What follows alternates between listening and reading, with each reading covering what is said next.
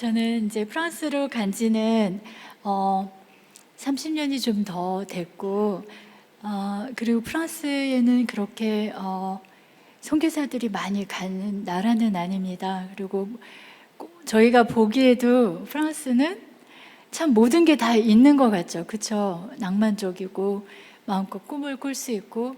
그런데 사실 프랑스에는 알코올 중독자도 많고, 그리고 마약하는 사람도 많고, 정신질환은 그 계통의 약을 가장 많이 소비하는 데라고 설문조사한 거를 본 적이 있었습니다.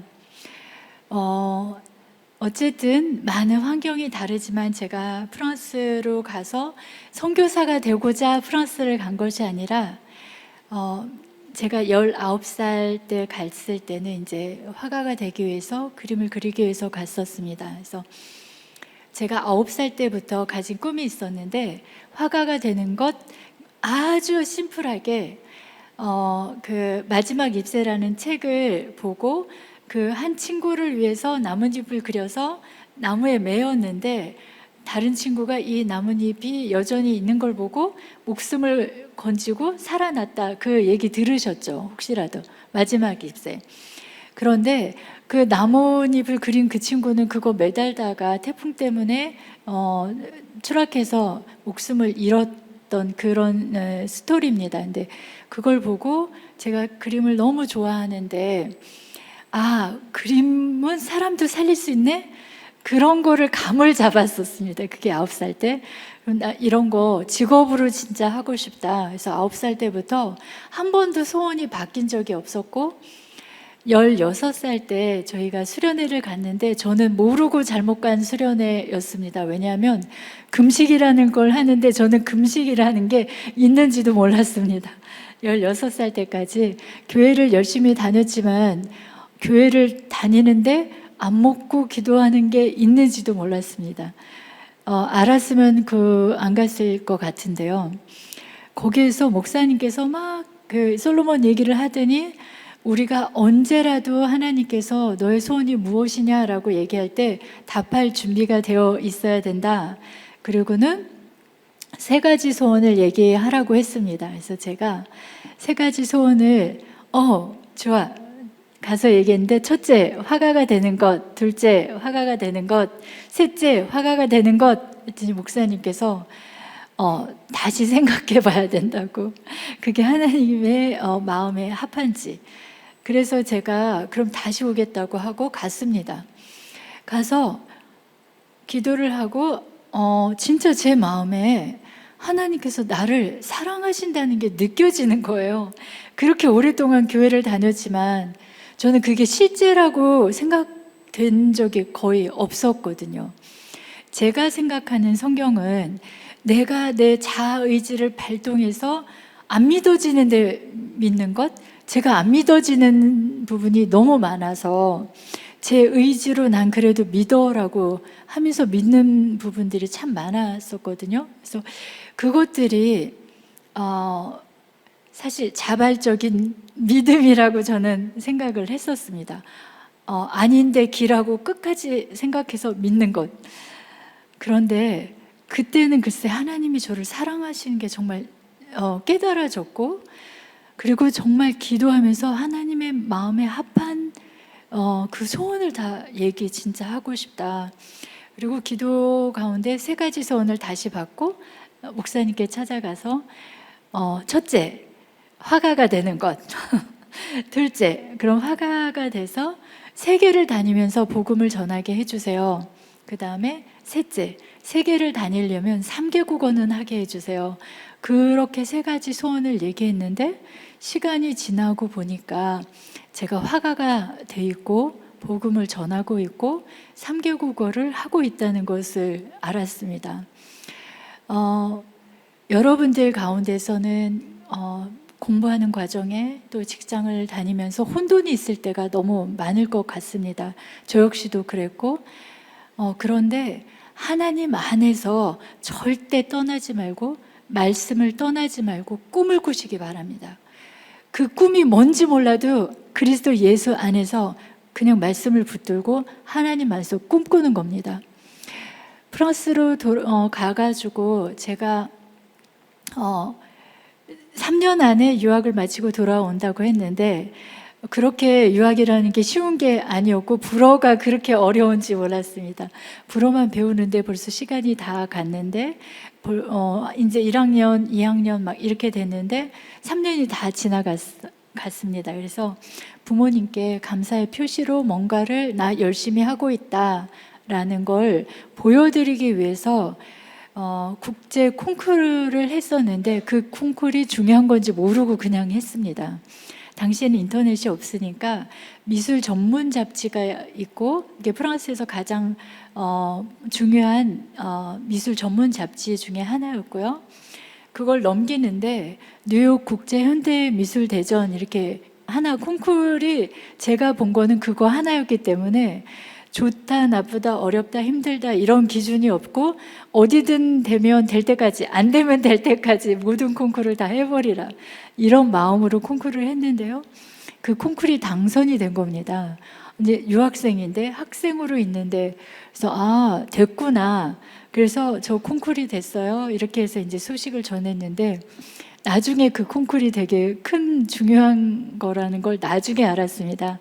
학교에 있는 그 갤러리가 있었는데 그 갤러리스트 분이 저한테 이것도 막 신문 스크랩 저것도 해서 막 저한테 갖다 주고 그러면서 그게 중견 작가들이 하는 건데 학생이 가서 당선이 되고 그리고 나서 또 연락이 와서 유니세프 지원 작가로 또 선정이 돼서 이렇게 저렇게 계속 뭔가 연결이 되면서 선정이 되기 시작했습니다. 근데 생각지 않게 정말 빨리 작가가 됐습니다. 그래서 나는 화가가 됐네. 그 다음에 복음을 전하는 것. 근데 화가가 돼서 복음을 전한다는 것 참 알 수 없는 일이지만 어느 정도로 복음을 열심히 전했냐면요. 제가 일찍 가서 뭐 요리를 해보거나 눈으로 본 적이 없이 갔기 때문에 그 제 마음에는 복음을 전하고 싶은 마음에 유학생 좀 젊은 애가 와서 시금치국이 너무 먹고 싶다고 하는 거였습니다. 그래서 제가 우리 집에 와 시금치국 끓여줄게. 그리고 그 친구를 오면 복음을 전할 생각으로. 근데 그 친구가 와가지고 이거 시금치국 맞아요? 그래서 가니까 시금치가 없더라고. 그래서 상치 넣고 끓였어. 상치를 넣고 끓였는데 그거나 같은 줄 알았는데 같지 않더라고요. 그렇게 해서라도 복음을 전하려고 제 마음이 너무 간절하니까 뭐라도 끓여놓고 그래서 상치로는 시금치국 같이 안 된다는 걸 제가 확실히 그때 알았습니다. 다 녹더라고요. 그래서 그렇게 한 번, 두 번 조금씩 가면서 왔었고 제 친구들은 현지인 프랑스인들이 대부분인데 아니면 외국인이거나 지금도 비슷합니다.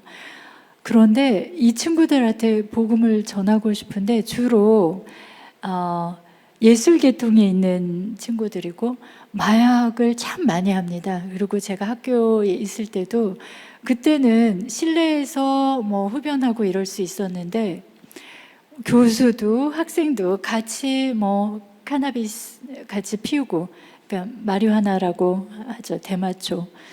전문 용어를 제가 좀 많이 알아요. 놀리지 마세요. 그래서 다들 이렇게 이게 무슨 냄새지 할 정도로 그렇게 너무 많이 마약하는 게 일반이 됐었고 친구들한테 마약을 끊게 하려고 이렇게도 물어보고 저렇게도 물어보면 너무 끊고 싶대요. 그런데 그게 안 된대요. 이미 중독이 됐기 때문에. 그리고 청년들이 됐을 때 참 한국에만 있다가 거기 갔더니 이렇게 성인이 개방되고 오픈이 돼서 이게 그 상황이 파악이 안 될 정도로 정말 완전히 자유합니다. 그런데 그 친구들 가운데에서 왜냐하면 공허하기 때문에 허무하기 때문에 아무리 뭔가 쫓아도 채워지지 않기 때문에 우리는 영적인 존재입니다. 영적으로 채워지지 않고는 우리는 세상에 있는 것으로 아무리 채우려고 노력을 해도 절대 채워지지 않을 겁니다. 그래서 그 많은 사람들이 마약을 하고 술, 담배,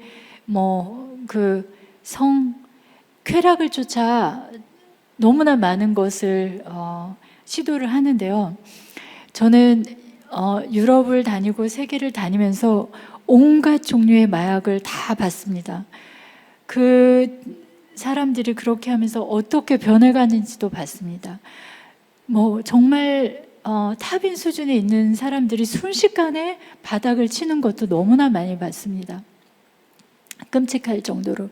그래서 한국에서도 많은 분들이 어쩔 땐 조기 유학 막 보내고 하는데 한국 사람들도, 한국 유학생들도 똑같다는 것.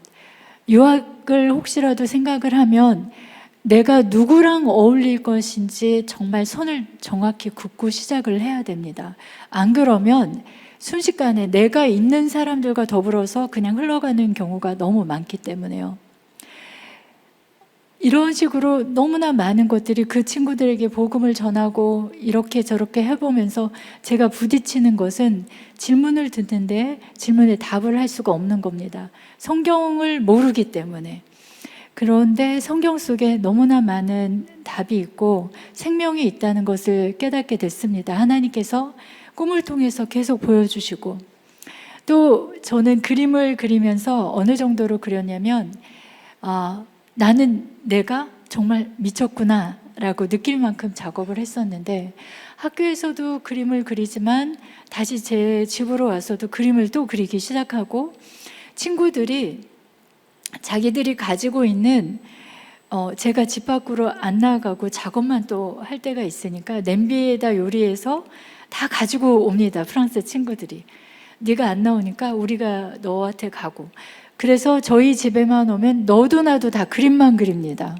그리고 또 큰 그림을 그리고 싶으면 막 3m, 4m 저보다 큰 걸 놓고 막 작업을 하는데, 손으로 작업을 하다 보니까 손의 지문이 다 사라지기도 하고, 손의 지문이 사라지면 저희가 어떤 촉감도 느낄 수 없다는 걸 그때 알았습니다.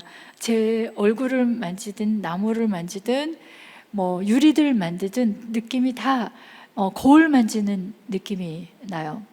그리고 다시 지문이 생길 때까지는 그 촉감이 살아나지 않는다는 것도 그때 알았습니다. 그런데 어느 날 제가 그림을 막 그리고 있는데 손으로 친구들이 그만해, 멈춰 막 이 비명 소리가 나는데, 그게 저한테 하는 말인지 모르고 계속 그리고 있고, 나중에 저를 막 흔들었어요. 제가 좀 높은 곳에 올라가 가지고 그림을 그렸기 때문에 일부러 그런 환경을 만들어서 요만한 공간에서 올라가고 또 올라가서 내가 그림에 집중하지 않으면 떨어질 수밖에 없고, 그런 환경을 만들어 놓고 제가 그림을 했습니다. 그래서 그림하고 나만 보이게. 그런데 그 이유가 제 손바닥의 마지막 이제 껍질이 다 터졌던 거예요. 손바닥으로 그리는데. 그리고는 손톱이랑 이 살의 경계가 이렇게 손톱으로 막 그리면서 선도 그리고 하다 보니까 경계도 다 허물어지고 사라지고 피투성이가 된 거예요, 그 그림이. 근데 그거를 모르고 그림을 그렸던 겁니다. 와, 그때 처음으로 제가 질문을 했습니다. 너는 왜 그림을 그리니? 너무 깜짝 놀랐죠. 9살 때부터 그림을 그리겠다고 했는데, 저는 그림이 너무너무 좋아서 내가 사랑하는 일이기 때문에 그림을 그리다가 오늘 실컷 그리면 소원이 없어, 내일 죽어도 괜찮아, 이 마음으로 날마다 그림을 그렸고, 전 공부하는 게 너무 즐거웠습니다. 그 이유는 딱 한 가지, 그림 그리는 게 너무 좋아서. 그림을 그리다 보면 질문이 많은데 그 질문에 대해서 답을 찾아가다 보면은 너무나 많은 책을 읽어야 되고 자료를 찾아야 되는데, 이게 힘든 작업이 저한테는 아니었던 거예요. 그림을 너무 사랑하니까. 남자친구 복잡하지 않았어요, 관계가.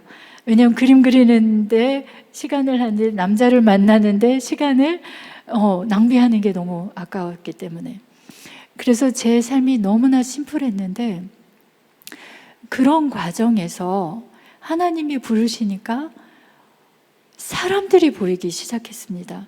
하나님께서 꿈속으로 따라 이 여기에서 나뭇가지를 주워서 십자가를 만들어라, 그걸 다 품어라, 이렇게 얘기하셨는데, 그 꿈에서 제가 있는 곳이 사막에 모래 태풍이 막 이렇게 부는 그런 곳이었어요. 모래 태풍이 막 부는데 이게 눈을 뜰 수가 없고, 모래가 눈으로 막 바람 불어서 들어간 적 있으신가요? 그런 경험? 근데 이거는 그거랑 비교할 수 없고, 너무나 많은 모래가 내 앞을 가리고 있기 때문에 눈을 뜰 수도 없고, 눈, 코, 귀, 입 다 모래가 들어가는 거예요. 그리고 사막은 발이 이렇게 푹푹 빠지거든요. 근데 이렇게 푹푹 빠지면서 나뭇가지가 가끔 이렇게 하나가 딱 보이면 순식간에 얘가 그 모래 태풍 때문에 다 덮이는데, 이거를 찾아서 또 저쪽으로 가서 몸을 던져서 얘네 파묻히기 전에 찾아서 막 묶어서 십자가를 만들어서 저한테, 제 주머니가 있었어요. 캥거루처럼. 여기서 채워가고 있는데, 제 머릿속으로 생각을 했어요. 내가 왜 이거를 하고 있는지는 알 수가 없는 거예요. 근데 그렇게 십자가 만들어서 모으라고 했기 때문에 하고 있는데, 왜일까? 멈출 수가 없었습니다. 그리고 눈을 뜨고 아침이 됐는데 갑자기 눈물이 막 쏟아지는 거예요. 내가 왜 죽은 나뭇가지를 다 모았어야 되는가? 그게 가치가 없다면 내 몸을 던져서, 내 삶을 던져서 모래 바람 때문에 햇볕도 안 보이는 그런 공간에서 그 일을 왜 했어야 되지? 나에게 다 죽은 이 나뭇가지가 귀한 거구나. 하나님 눈에는 살아있는 겁니다. 죽은 것들이 아니라 살려야 되는 것들. 이 세상에 이렇게 많은 영혼들이 있었구나. 근데 저는 보이지 않았던 거죠. 그러니 그 다음부터는 사람만 보이기 시작하는 겁니다. 그림을 그리는데 왜 그려야 되는지 고민이 되고, 이제는 사람이 보이기 시작하고, 그런 과정을 통해서 또 신학을 하게 됐습니다. 신학을 하게 됐는데 신학 시작할 때 너무나 힘이 들었습니다. 왜냐하면 그림 외에 다른 걸 해본 적이 없는데, 그림을 멈춰본 적이 없는 저에게는 그 시간이 너무 어려웠습니다. 교수님들이 칠판에 막 쓰는데 저는 파리에서 신학을 시작을 했거든요. 그런데 그게 저는 캔버스로 보이는 거고, 막 그리는 거는, 글을 쓰는 게 그림으로 보이는 거예요. 그래서 수업이 아니게 집중할 수가 없고, 정신을 차려야지 막 이런 생각을 하고 있고, 그러면서 제가 그 당시 신학을 시작했을 때 딸이 3명이 있었습니다. 아이들을 돌보면서 새벽에 일어나서 학교를 갈 준비하고, 또 학교 끝나고 와서 밥하고 빨래하고 애들 재우고, 그럼 밤 10시. 그럼 이미 제 몸은 지쳐 있어요. 공부를 한다는 건 상상을 할 수가 없는데 10시부터 그날 배운 걸 공부를 해야 됩니다. 그때 파리에서 제가 한 그 학교에서는 신약은 무조건 헬라어 성경만 가지고 들어가야 되고, 사전은 허용이 됐습니다. 만약에 그렇지 않으면 수업을 들을 수가 없었고요.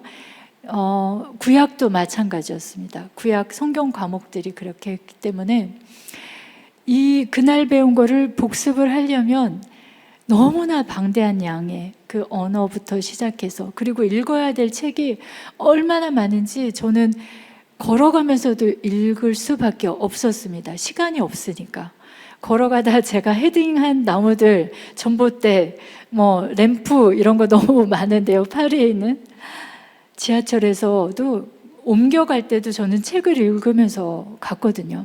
집에 가면 시간이 없으니까. 건물 안에서도 이동할 때 책 들고 다니고, 어딘가 화장실에 책이 있으면 그건 다 사람들이 가지고 저한테 가지고 왔습니다. 그 정도로. 그때 제가 깨달은 것이 하나가 있다면, 단지 나는 생명을 살릴 수 없다. 그런데 이 성경의 말씀만이 생명을 살릴 수 있다는 것. 나는 이 공부를 할 수 없는데, 그러면서 새벽에 일어나서 하나님 잘못 선택하신 것 같습니다. 엉엉 울었습니다. 아이들 돌보면서 공부를 한다는 게 도저히 답이 없다고. 전 새벽에 일어나서 아이들 준비시키고 뭐 하고 애들의 얼굴도 못 보고, 사실 저녁에 아침 거를 다 테이블 세팅해 놓고 편지 써놓고 얼굴을 못 보니까, 그리고 저는 학교를 가고, 학교 갔다 와서 잠깐 보고 이미 지쳐 있으니까요. 3-4시간을 자고 공부를 하는데, 이거는 처녀 총각들, 힘 있는 사람들 하면 될 것 같다고 제가 그러면서 막 울었어요. 너무 힘들다고. 그런데 하나님께서 그날 저에게 주신 말씀이 스가랴서였는데, 이는 너의 힘으로도 너의 능으로도 되지 아니하고 오직 여호와의 신으로만 된다는 것. 그때 제가 너무 감사했고 바로 회개하면서 펑펑 울었습니다.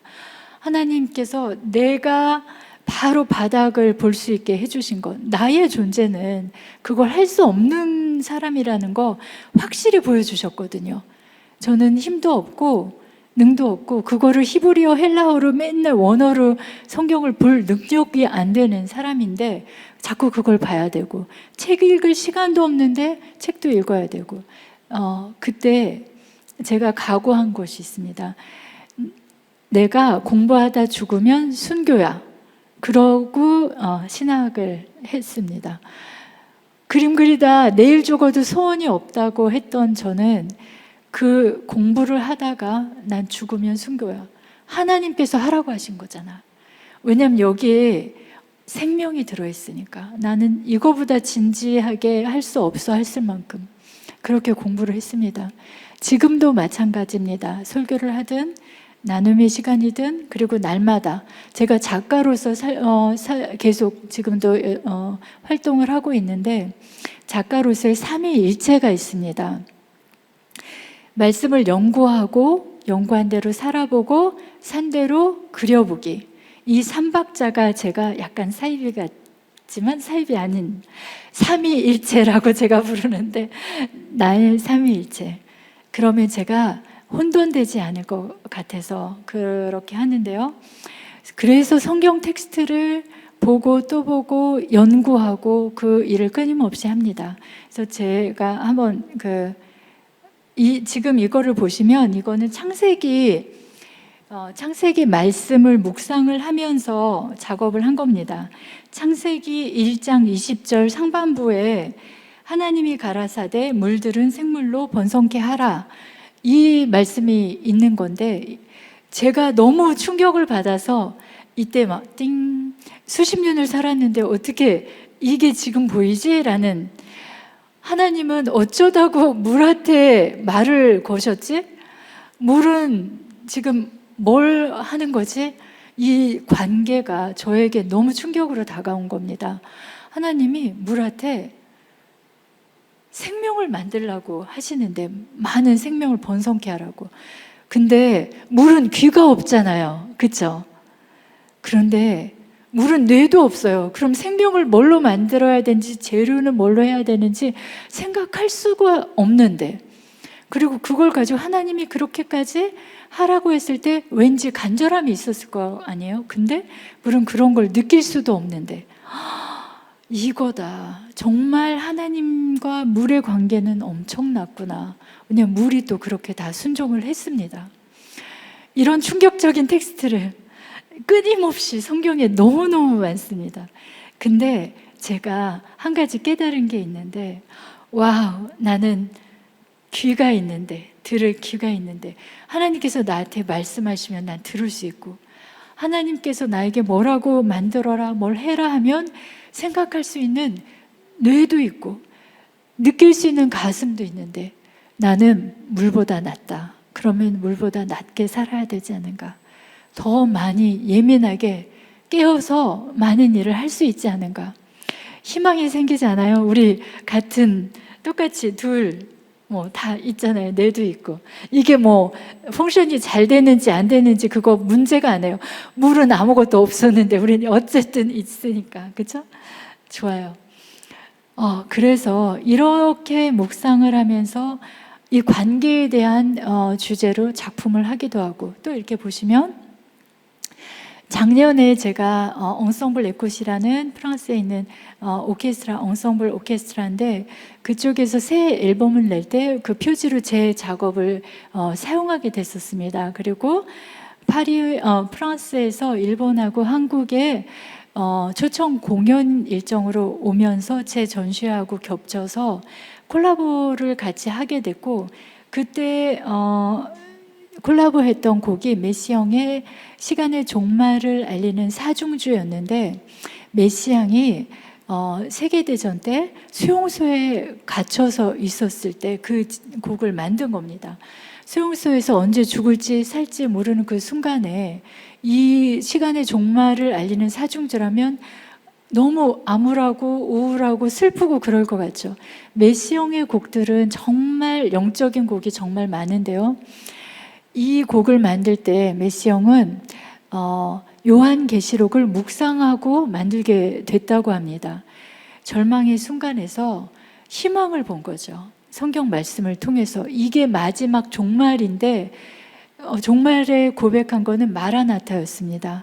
정말 주여 오시옵소서 하고, 이걸 깨달은 메시앙이 만든 곡, 이게 정말 어려운 곡인데 비디오하고 또 제 뒤에 있는 저 그림들이 제 그림들을 배경으로 한 건데, 이 그림들이 같이 가서 모든 사람들이 같이 경계를 넘어서 음악을 감상할 수 있고, 그때 이곳에 전시에 왔던 분들이 정말 소년원에 있는 청소년들, 학교 밖 청소년들, 장애인들, 연세 드신 분들, 한 번도 전시회나 콘서트를 가보지 않았던 분들, 그리고 정말 VIP들, 이런 경계 없이 다 같이 한자리에 모여서 그 평화가 뭔지, 아름다움을 누리는 것이 뭔지를 겪을 수 있었습니다.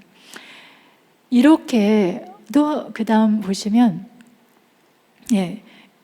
다 국적이 다른 오케스트라긴 한데, 이거는 세종자치시에서 6월 달에 올해 했던 전시회고요. 이번에도 그렇게 콜라보를 하면서 또 특별한 시간을 가졌고요. 그 다음에 보시면 이번 세종에서는 특별히 어린이들을 하루에 100명씩 만났었습니다. 한국이 어린이들이 꿈꿀 수 없는 그런 나라가 돼서 꿈이나 하고 싶은 일을 적어내라고 얘기를 하면 못 적어서 빈종이로 내는 아이들이 너무 많다고 합니다. 그거는 정말 이 영적인 빈곤, 꿈이 없어진 빈곤, 청년들도 저희들이 같은 물속에서 지금 있다고 저는 생각합니다. 한국의 영적 빈곤은 이루 말할 수 없는 상태라고 봅니다. 물질이 있어서 모든 것이 다 가능한 것 같지만, 영적인 빈곤은 절대 물질적인 걸로 채워질 수 없다는 것 저희들이 기억을 했으면 좋겠습니다.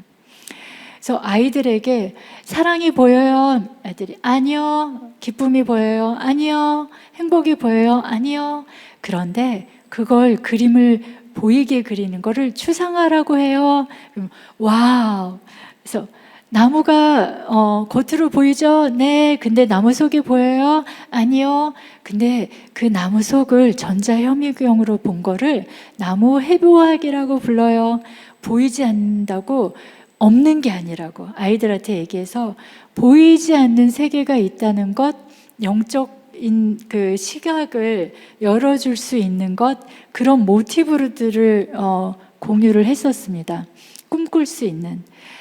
그리고 또 보시면 이때는 바로 전에 이 아이들하고 같이 이렇게 하루하루 100명씩 만나다 보면 이게 쉽지가 않은데, 오전에 그 전시장에 도착해서 저녁까지 오전에 아이들과 같이 보내고, 오후에는 또 다른 성인들이 와서 가이드를 하고, 이 전시장이 꽤 큰데 하루 종일 걸어 다니면서 가이드를 하면서 나눔의 시간을 갖는데, 어느 정도 시간이 지나니까 실핏줄이 터져가지고 그 극도의 피곤이라고 의사가 진단을 하는데, 이거는 약이 없고 쉬어야 된다라고 하는데, 그게 쉽지가 않았습니다. 왜냐하면 그게 내 일이니까.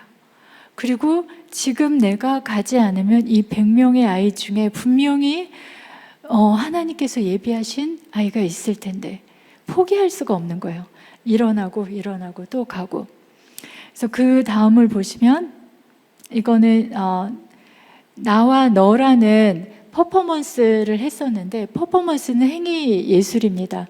이것도 성경 구절에서 이제 텍스트에서 온 거고, 이 텍스트는 창세기 2장 23절에서 기본 나와 너 퍼포먼스를 만들게 된 동기이고요. 오늘날 현대인들이 관계가 무너져서 나의 정체성도 무너지는 계기가 됐다는 생각이 들고요. 내가 나를 사랑하지 않고 나도 너를 사랑하지 않고 너도 나를 사랑하지 않고 이렇게 계속되는 연속적인 무너짐들. 그래서 이 관계를, 진정한 관계는 무엇인가, 이것에 대해서 고민을 하다가 어떻게 전할 수 있을까, 진정한 관계. 그게 바로 창세기 2장 23절에 보여주는 사람과 사람의 최초의 관계 모델인데요. 인간이 인간에게 한 최초의 언어, 대화의 첫 번째 말, 저는 이렇게 보는데, 너는 내 뼈 중에 뼈고 살 중에 살이다. 이게 무슨 말이냐면 사랑 고백입니다. 사랑이 담겨 있는 고백이에요. 사람이 처음으로 사람을 봤을 때 그냥 사랑만 있는 그 엄청난 말을 한 거예요. 처음 본 순간. 근데 우리가 죄 지은 다음에 그 언어가 바뀌었죠. 그리고 죄 지은 사람에게 하나님이 인류에게 한 최초의 질문이 있어요. 그게 뭐냐면 내가 어디 있느냐? 너는 어디 있니? 너는 어디 있니? 우리가 죄 가운데 있을 때마다 꼭 나에게 질문을 해봐야 됩니다. 나는 어디 있는가? 그게 이해가 되면 거기서 나올 수 있습니다. 꼭. 그래서 죄를 짓지 않기 위해서 거룩하고 깨끗하기를 원한다면 날마다 질문하세요. 나는 어디 있는가? 분명히 하나님께서 길을 보여주실 겁니다. 그리고 이 최초의 언어를 회복하기 위해서 우리가 끊임없이 노력을 해야 됩니다. 근데 이 모든 것들이 하나님께서 다 예비해 놓으셨거든요. 오늘 보는 그 본문을 보시면 저희가 많은 이야기들이 있지만 중요한 것 몇 가지만 짚고 넘어가고자 합니다. 15절을 보면 이르시되 때가 찼고 하나님의 나라가 가까이 왔으니 회개하고 복음을 믿으라, 이렇게 말씀을 하시는데, 하나님께서 처음에 여긴 때가 찼다는 말, 바로 그 때가 이루어졌고 이제 현실이 됐다, 이 말입니다. 하나님 나라가 도래한 그 때가 왔다, 지금 이루어졌다, 이 말입니다. 하지만 완성되는 것은 물론 예수님께서 다시 오실 때가 그 완성되는 건데, 하나님 나라는 곧 천국입니다. 그 같은 말인데, 천국은 곧 안식이 일어나는 장소였습니다. 그리고 하나님의 통치가 일어나는 장소였습니다. 바로 이곳 하나님 나라, 우리는 하나님 나라를 맛본 사람들입니다. 그래서 이곳이 바로 천국이 된다는 것 이해가 되시죠? 내가 있는 곳이 천국이 될 수 있다는 것, 하나님 나라, 장소적 개념에서. 그리고 그것이 어떻게 가능한지를 예수님께서 다 알려주십니다. 바로 이 하나님 나라는 하나님의 통치를 통해서 회복된 그 장소 개념이 있는 겁니다. 누구를 통해서? 하나님의 통치가 나 이렇게 각자 한 사람을 통해서, 한 사람 한 사람. 하나님 나라는 그렇게 이루어질 수 있는데, 여기서 중요한 거는 예수님께서 말씀하신 거예요. 때가 찼고 하나님 나라가 가까웠으니 회개하고 복음을 믿으라고. 그런데 우리가 그 하나님 나라, 그 천국을 누리기 위해서 우리가 찾아간 게 아니라는 거예요. 예수님이 찾아오셔서 거기에서 선포하셨고 우리가 누릴 수 있게 해 주셨다는 겁니다. 우리가 그걸 받을 자격이 있나요?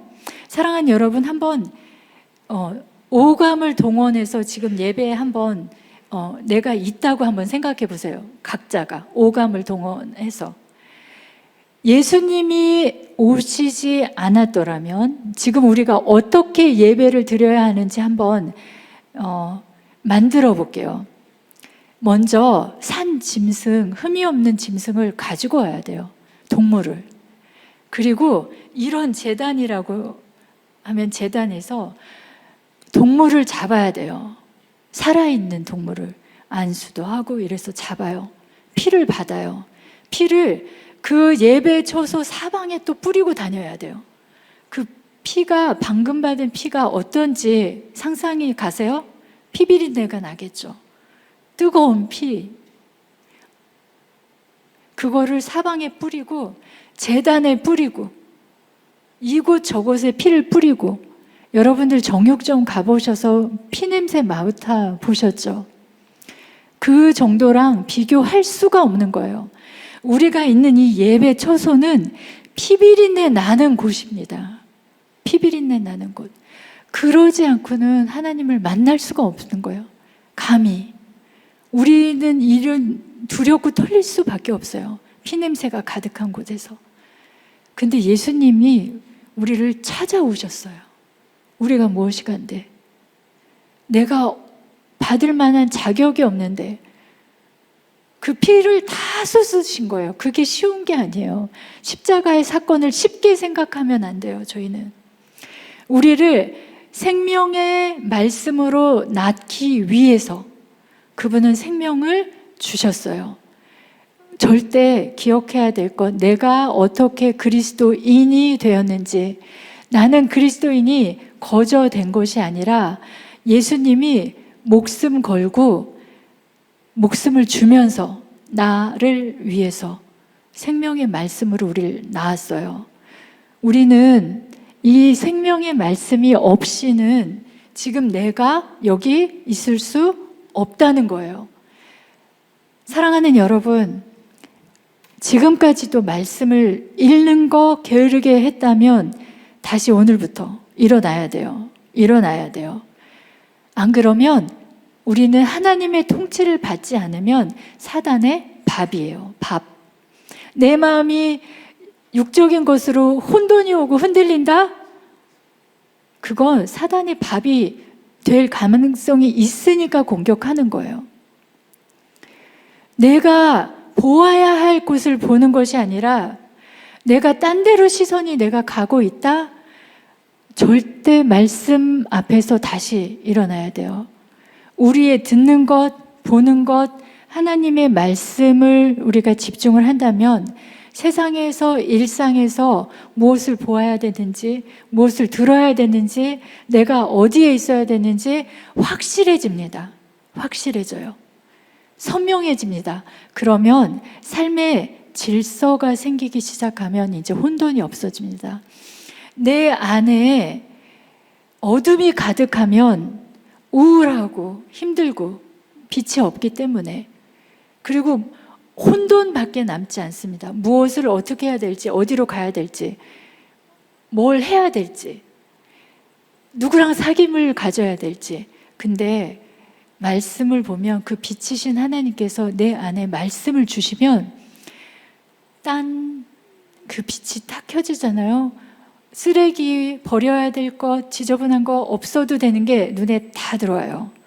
청소해야 돼요. 사랑하는 여러분, 반드시 말씀으로 다시 돌아가서 회복돼야 됩니다. 회개하고 복음을 믿으라. 회개하고 복음을 믿으라. 저희 큰 소리로 같이 한번 읽어보겠습니다. 시작. 회개하고 복음을 믿으라. 한 번 더. 회개하고 복음을 믿으라. 회개는 완전히 돌아서는 겁니다. 반쯤 회심한 거 아닙니다. 반쯤 회심은 회심이 아니에요. 반쯤 승화한 거, 그거 승화한 거 아니에요. 반쯤 거룩한 거, 그거 거룩한 거 아니에요. 이제 반쯤 한 거 가지고 내가 그리스도인이라고 우리 할 수 없어요. 왜냐하면 우리가 하나님께서 지금 할 일이 너무 많다고, 지금 마가한테 곧 부르시고 얘네들이 곧 제자들이 뭐 하던 일 다 놓고 곧 따라가고 지금 막 상황이 너무 긴박해요. 반쯤 걸쳐 놓고는, 세상에 놓고는 하나님의 음성을 정확히 들을 수가 없어요.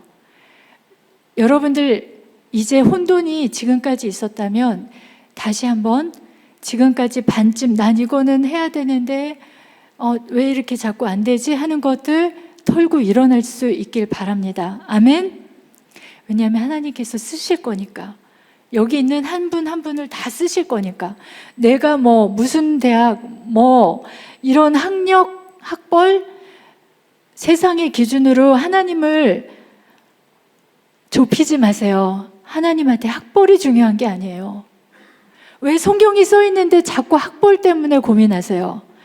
하나님은 마음의 중심을 보신다고 하셨잖아요. 근데 언제까지 학벌 때문에 고민하실 건가요? 하나님은 내 마음을 보신다고 하셨죠. 감찰하신다고. 언제까지 내가 어떤 직장에 있어야 되는지 때문에 고민하실 건가요? 모든 것이 혼돈 투성이인 이유는 딱 하나. 내가 반쯤 회심했든지, 반쯤 승화했든지, 반쯤 거룩했든지. 이제 저희들 다 같이 회복해요. 회개하고 복음을 믿음으로 말미암아. 하나님 나라에 예수님이, 그래서 이 미래에 예수님을 아시는 거예요. 우리 한 사람 한 사람을 통해서 세상이 어떻게 변할지를 미리 다 아시는 거예요. 그러니까 그 갈릴리라는 그 혼잡하고 가난하고 너무 살기 힘들고 그런 곳에 예수님이 가신 거죠. 왜냐하면 그 도시에서 엄청난 일이 일어날 걸 아시니까.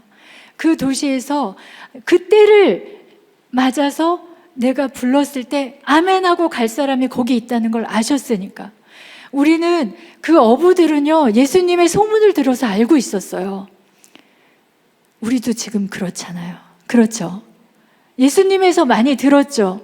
이제는 그래서 지금 거길 소문 듣고 알고 있는 우리한테 오시는 거예요. 이제 복음을 믿으라고.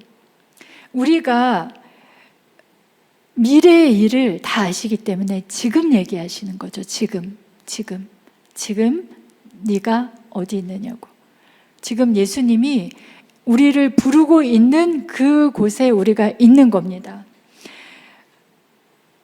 보면은 회개하고 복음을 믿으라는 것, 회개하라는 것, 예전처럼 살지 말라는 것, 이제는 앞으로 이걸 이렇게 할 거야가 아니라 딱 뒤돌아 서라는 것, 그 길로 가지도 말라는 거예요. 그런데 우리가 주기도문 할 때 늘 고백하죠. 하늘에 계신 우리 아버지여, 이름이 거룩히 여김을 받으시라고. 우리를 통해서. 그런데 하나님이 어떻게 거룩히 여김을 받을 수 있습니까? 우리가 거룩할 때. 내가 거룩하니 너희도 거룩하라고 말씀하신 거예요. 우리가 거룩하지 않으면 하나님께서 우리를 통해서 거룩히 여김을 받으실 수가 없는 거예요. 그럼 우리 뭐예요? 하나님 앞에 이 주기도문을 고백할 때마다 우리는 거짓 고백하고 있는 거예요. 하나님을 만홀히 여기지 말라고. 하나님은 기다리세요. 지금도. 하나님, 저를 통해서 거룩히 여김을 받아주세요. 왜냐하면 우리를 써야 되는데 지금도 찾고 계시잖아요. 지금도 할 일이 너무 많으니까. 그 사막에서 죽었다고 생각한 그 나뭇가지들이 너무 많은데 지금 찾고 계신다고요. 지금 곧 나를 따르라. 근데 내가 거룩하지 않은데 왜 거룩히 여김을 받아달라고 저희 자꾸 사기성 고백만 언제까지 해야 됩니까? 나라에 임하옵시며 나를 통치해달라고요? 나는 다 드리지 않았는데 어떻게 나를 통치하시겠어요? 내가 문을 열지 않았는데, 다 듣고 소문은 들었지만 열지 않았는데 어떻게 나를 다스리시겠어요? 사랑하는 여러분, 다른 사람을 부르는 게 아니에요. 나를 부르는 거예요. 근데 제가 비밀을 하나 알려드릴게요. 그 비밀을 알면 많이 후회하실 거예요. 내가 왜 그전에 안 그랬을까? 예수님께서 똑똑똑 문 밖에서 두드리신다고 요한계시록에 나오죠. 그래서 우리는 내가 문을 열어주면 예수님께서 네 시간을 줘. 네가 물질이 있는 거 나에게 줘. 네가 사랑하는 그 사람을 줘. 네가 사랑하는 일을 나에게 줘. 이럴 거라고 생각하고 문을 망설이고 안 열고 있죠. 그렇죠? 저는 그랬거든요. 그런데 그게 아니에요. 그게 문을 딱 열었는데 나는 너와 먹고 너는 나와 먹고 더불어 먹는 거예요. 그거 제가 비밀이라고 했지만 성경에 나오는 건데 우리가 자꾸 보지 않는 거예요. 언제 우리가 더불어 먹을 수 있습니까? 예수님은 먹자고 하는 거예요. 먹자고. 여러분들 마음 편하게 먹으실 수 있으세요? 고민 없이 먹을 수 있으세요? 진짜 더불어 먹는 거는 평화와 자유를 느낄 수 있어요.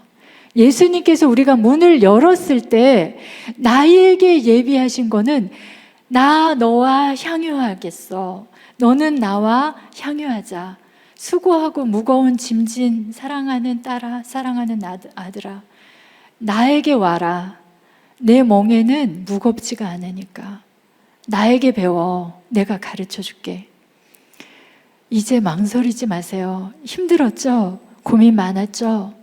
어떻게 해야 될지, 내가 어디 있는지 너무나 혼돈 가운데 있었죠. 이제 모든 게 선명해질 겁니다. 왜냐하면 하나님이 나를 다스리실 거니까. 하나님이 내 삶의 주인이 되실 거니까. 그러기 위해서는 우리가 거룩함에 힘써야 돼요. 그리고 당당하게 우리 같이 고백할 수 있으면 좋겠어요. 진짜 하늘에 계신 우리 아버지, 이름이 거룩히 여김을 받으시며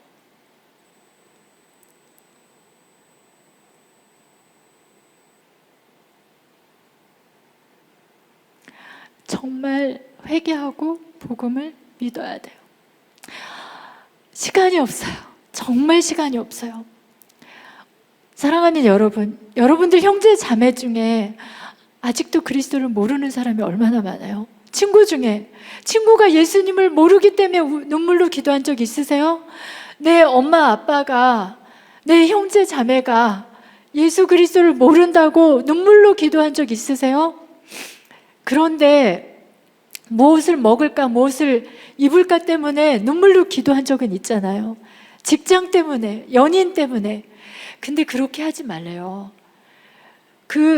먼저 그의 나라와 의를 구하라. 그리하면 이 모든 것을 너에게 더하시겠다고. 의심하지 마세요. 복음을 믿으라. 복음을 믿으라. 믿으세요. 믿으세요. 아멘? 그리고 기대하세요. 이제 여러분 누려야 되지 않겠어요? 향유해야 되지 않겠어요? 문 여세요. 활짝 열면 예수님과 더불어서 먹어보세요. 그게 바로 향유의 영성이에요.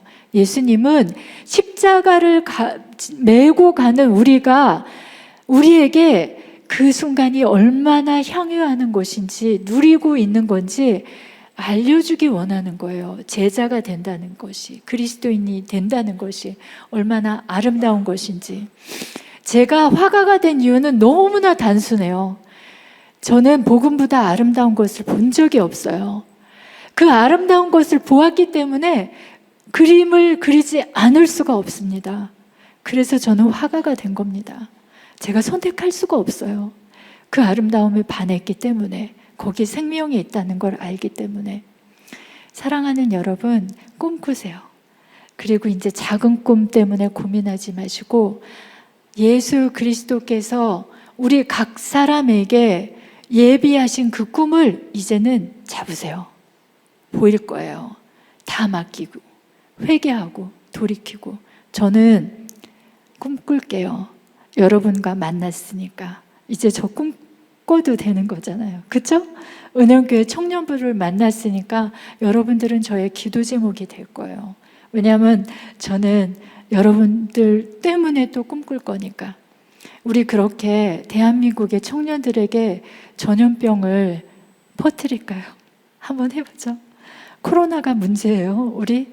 그죠? 우리는 엄청난 영적인 것들을 전파하게 될 거예요. 그거는 단순한 삶이 아니라 파워예요. 그리고 여러분들은 그것을 그렇게 살아낼 만큼 충분한 능력이 있어요. 왜냐하면 하나님이 부르신 그 부름에 응답했기 때문에 마음으로, 삶으로